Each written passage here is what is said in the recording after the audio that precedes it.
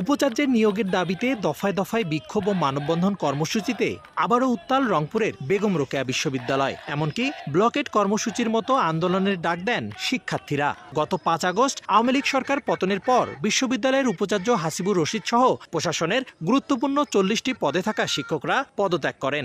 এতে ব্যাহত হচ্ছে শিক্ষা কার্যক্রম, ভেঙে পড়েছে প্রশাসনিক কার্যক্রমও।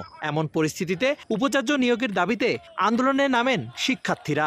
তদন্তের রিপোর্ট কবে আসবে তা আমাদের দেখা বিষয় না, ক্লাস যেন চলে 1 অক্টোবরের মধ্যে তা আমাদের নিশ্চিত করতে হবে। রেজিস্ট্রার বলছেন, উপাচার্য নিয়োগ দেয়া না হলে বিশ্ববিদ্যালয়ে কোনো কার্যক্রমই চালানো সম্ভব নয়। যেহেতু আবু সাইদের বিষয়টা আগবেগের স্থান হয়ে বসে আছে, সব কারণেই সবাই আমরা প্রত্যাশা করি যে এখানে একজন উপাচার্য অতি দ্রুত নিয়োগ হবে।